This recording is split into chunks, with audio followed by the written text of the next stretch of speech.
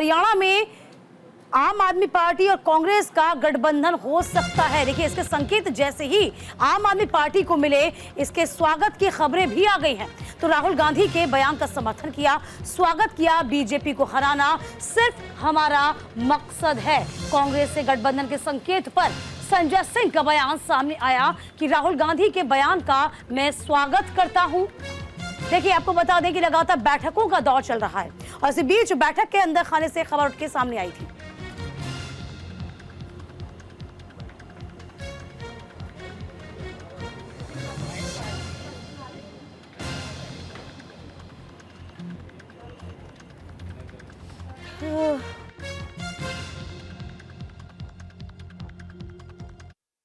के बाद देखिए, उनके इस कथन का मैं स्वागत करता हूं और निश्चित रूप से भारतीय जनता पार्टी को हराना हम सबकी प्राथमिकता है। उनकी नफरत की राजनीति, उनकी जन विरोधी और किसान विरोधी राजनीति, नौजवानों के खिलाफ उनकी राजनीति को, महंगाई के खिलाफ जो हम लोगों का मोर्चा है, निश्चित रूप से उनको हराना हमारी प्राथमिकता है। लेकिन इसके बारे में आधिकारिक रूप से जो हमारे प्रभारी हैं हरियाणा के संदीप पाठक जी और सुशील गुप्ता जी, वो लोग इसके बारे में अंतिम फैसला बातचीत करके और इसकी सूचना केजरीवाल साहब को देंगे और उस हिसाब से निर्णय लिया जाएगा। देखिए, उनके और इस बीच एक बड़ी खबर आपको उत्तर प्रदेश से जुड़ी हुई बता देते हैं। दरअसल भूमि विवरण को लेकर के अब नई तारीख जारी कर दी गई है, नया समय दे दिया गया है।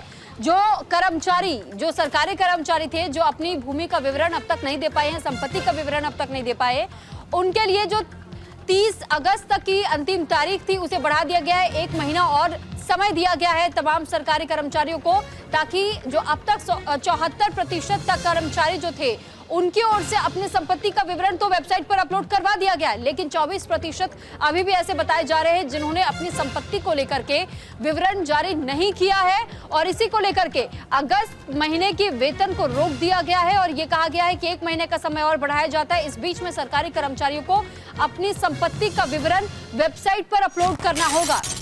तो 1 महीने की अवधि और बढ़ाई गई है। उन लोगों के लिए राहत की खबर है जो कि सरकारी कर्मचारी जिन्होंने अपना अब तक भी संपत्ति विवरण जारी नहीं किया है।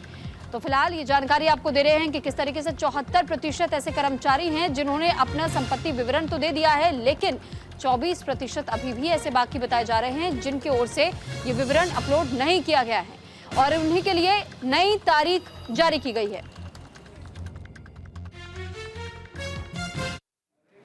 देखिए, सरकारी कर्मचारी को अपनी संपत्ति का ब्यौरा देने का आदेश है। अपनी चल और अचल संपत्ति का ऑनलाइन ब्यौरा देना था। संपत्ति का ब्यौरा संपदा पोर्टल पर अपलोड करने का यह आदेश जारी किया गया।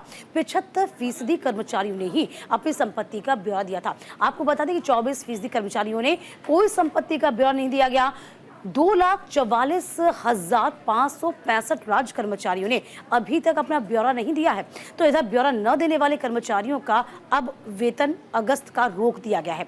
इधर आपको बता दें कि चल अचल संपत्ति का विवरण न देने पर प्रमोशन भी नहीं हो पाएगा। इस बात का ख्याल रखा जाना चाहिए। अब संपत्ति का ब्यौरा देने की आखिरी तारीख 31 अगस्त तक थी। सरकार ने ब्यौरा देने के लिए 1 और महीने का वक्त दे दिया है, यानी कि अब 1 महीने का वक्त और होगा सरकारी कर्मचारियों के पास, जब उन्होंने अपनी चल अचल संपत्ति का ब्यौरा जिसके तस सरकार को देना होगा। अन्यथा आपका वेतन रुक जाएगा और जिस तरीके से आप प्रोग्रेस कर रहे हैं वो प्रोग्रेस को भी रोका जाएगा, यानी कि आपका प्रमोशन भी नहीं हो पाएगा।